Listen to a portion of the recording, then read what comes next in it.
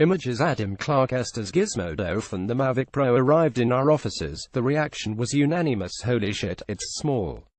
The folding drone is roughly the size and weight of a hefty Italian sandwich. This compact form factor, a decam to learn, is a blessing and a curse for the Mavic Pro. Emphasis on the blessing. Let's get one thing straight, this drone is a thrill to fly. Once I felt comfortable with the controls, I giggled when I flew it down a tight tree-lined street, even between the branches, without crashing. In fact, after a month of testing, I haven't crashed the Mavic Pro once. This is basically never the case when I test drones. What's more thrilling is the fact that we're entering an exciting new era of super smart, super small quadcopters. Tiny drones with high-definition cameras and advanced autonomous features are the future we were promised. But the balance is difficult to strike. Lower-priced efforts like the $400 Parrot Bebop 2 feel like toys, while the $1,200 DJI Phantom 4 is too big and too expensive for a beginner drone pilot who craves portability. The DJI Mavic Pro, although pricey at $1,000, can fit in your pocket and do just as many neat tricks as its storied older sibling. The whole package is almost smaller than your lunch. The Mavic Pro and the Phantom 4 are actually pretty comparable in terms of specs. Both feature good 4K cameras. The Phantom 4 is slightly more robust with HDR still photography capabilities and a slightly wider-angle lens. Both come with obstacle avoidance technology as well as visual tracking that will follow a subject with the tap of a smartphone screen. Both can exceed speeds of 40 mph and fly almost completely autonomously with tap-to-fly and waypoint functionality. But the Mavic Pro is so delightfully small. Having tested over a dozen drones in New York City, I've always struggled with the fact that these gadgets don't travel well. Even throwing a Phantom in the trunk of a car feels like you're a speed bump away from breaking some of the sophisticated guts. Forget carrying a Phantom to a picnic in the park without feeling like a goon. The Mavic Pro, however, in its hoagie-sized brilliance, changes the game. The Mavic Pro is almost smaller than the Phantom 4's seemingly compact controller, and the folding process is delightfully easy. Give Mandy Mandelstein's folding part works kind of like a transformer. The forward rotor arms swing out horizontally when it's time to fly, and the aft rotors swing down and back. Meanwhile, the new controller unfolds from the bottom in a gull-wing sort of motion to create a cozy space for your mobile device. The process requires a lot of moving parts, but by the time you're ready to take off, the overall design feels nothing short of elegant. The Mavic Pro's controller is roughly the size of an iPhone, albeit much thicker. That's delightfully compact, even though the joysticks are also tiny and sometimes hard to use.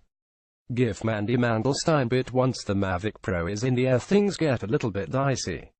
As any experienced pilot will tell you, slimming down the size of a drone sacrifices stability and payload capabilities. The diagonal size of the unfolded Mavic Pro is just 15 mm smaller than the Phantom 4, and the smaller aircraft, at 1.6 pounds, is over a pound lighter than its bigger sibling. This matters when the drone is getting hit by a gust of wind while in the air or trying and failing to match the boy-wow acceleration of the beefier Phantom 4. All that said, DJI's fancy intelligent flight modes are incredibly impressive, especially when it comes to avoiding jerky footage. Using the waypoint and tap fly features serves up buttery smooth movements without touching the sticks at all. The Mavic Pro also includes Active Track, wherein the camera recognizes a subject like you and keeps that subject in the center of the frame as it moves. Active Track works okay, but it's not hard to move too quickly for the drone to follow. The Follow Me mode is less enchanting. It should be the holy grail of aerial photography for activities like mountain biking and snowboarding, but it's a tough task to accomplish. The Mavic Pro can recognize the radio signal from the controller and follow that signal wherever it goes. Unfortunately for me, I never got Follow Me to work, due to issues with satellite connectivity. There's a solid chance that this is a New York City radio interference problem, but I can't say so for sure. I reached out to DJI to find out more about the satellite issue. The company did not respond.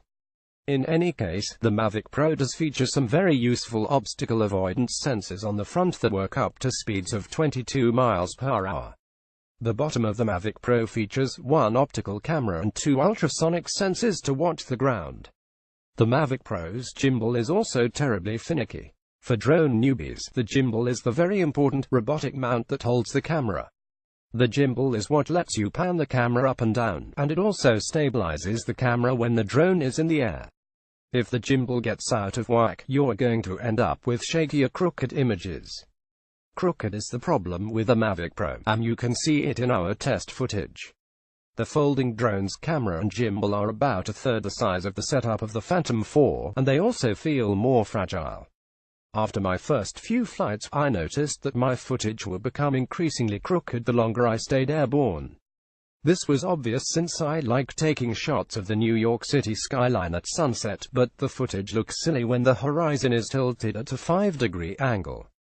Thankfully, there's an easy fix in adjusting the gimbal roll, i.e. the horizontal position of the camera, but the added frustration of calibrating the drone mid-flight sucks.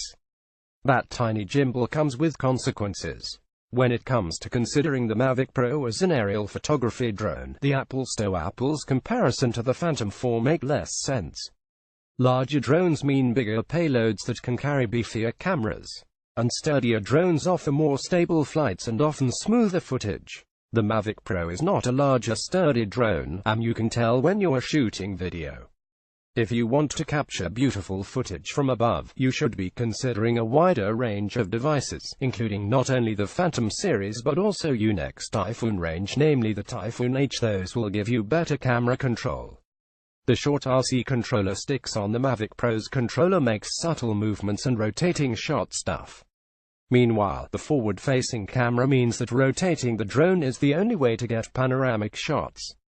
This isn't a deal-breaker, but the Mavic Pro is definitely geared more towards the mobile, adventuring crew than the cinematographer hopefuls.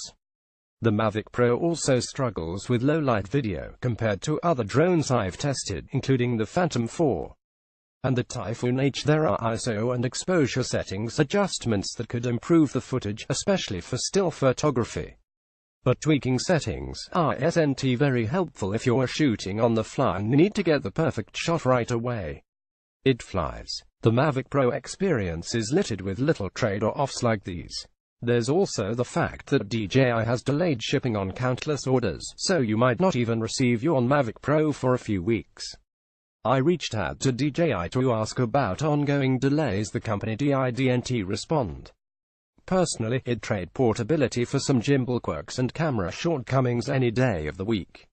But I'm a daytime flyer who doesn't own a car and enjoys taking my drones on trips. Other drone-curious consumers should also be attracted to the price $200 less than the Phantom. Until I find something better, the Mavic Pro is what I'd buy if I had decently deep pockets and seriously wanted to get into the quadcopter game. You probably want it, too. Video Melissa Murray read me delightfully foldable and portable without sacrificing features. Camera gets crooked on longer flights, but it's easy enough to correct. Autopilot features offer lots of effortless flight possibilities. Lightweight construction can struggle in the wind. $1,000 is a lot of money, but it's a tinier node-on process. DJI didn't offer us a review unit of the Mavic Pro after we accidentally crashed our Phantom 4 review unit, so the kind folks at Drone World sent us one along with a bunch of nice accessories.